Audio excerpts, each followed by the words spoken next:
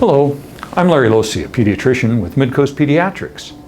And I'm Alyssa Goodwin, pediatrician with Martins Point Healthcare.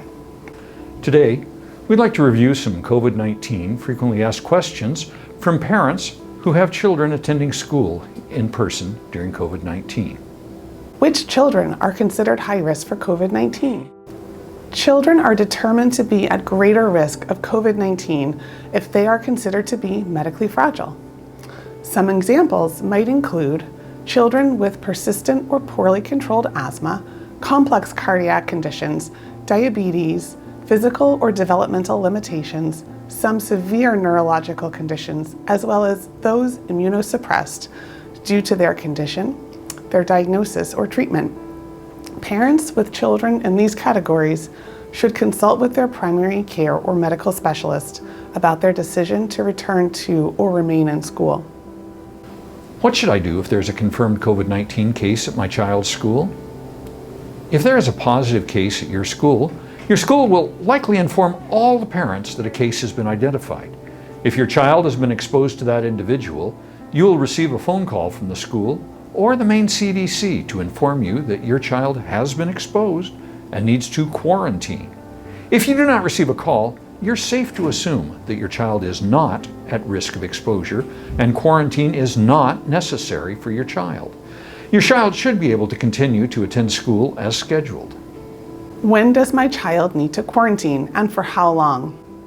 If your child has been instructed to quarantine due to exposure to someone who has a COVID-19 infection, he or she will need to remain home and away from others in self-isolation for 14 days from the last day of exposure. This is because it can take up to 14 days for symptoms to develop once a person has been exposed. If your child develops symptoms during the 14-day quarantine, you should contact your primary care provider to arrange a COVID-19 test.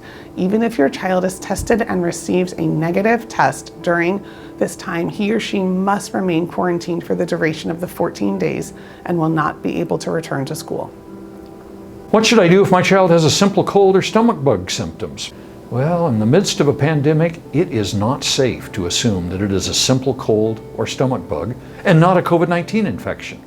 If your child develops any new symptoms, including fever, cough, shortness of breath, sore throat, loss of taste or smell, vomiting, or diarrhea, they may benefit from testing to determine if they are infected with COVID-19. Even if the symptoms is minor, parents should keep their child home from school, contact their child's primary care provider for an assessment. Your provider will arrange for testing if needed.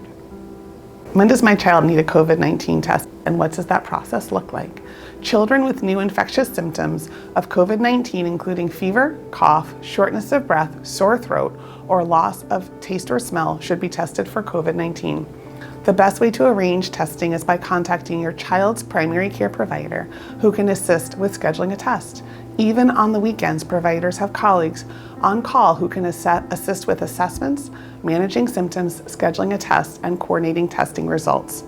At present, the cost of the test will be covered by most medical insurance plans, and free testing is also available through the main CDC. Also, new testing capabilities may allow us to do a more comfortable test if it is required. How can I make sure my child is as healthy as possible during this school year? In order to ensure that your child remains as healthy as possible during COVID-19, you should continue to do the things that you've always done, including eating a healthy diet, getting needed exercise, and maintaining good sleep habits to boost the immunity. Also, it's important to keep up to date with immunizations, including flu shots, to avoid the potential of contracting both illnesses at the same time. Lastly, as it is for all of us during COVID-19, it is important for your child to learn good hand washing habits, wear a mask in public, avoid crowds, and keep distance from others.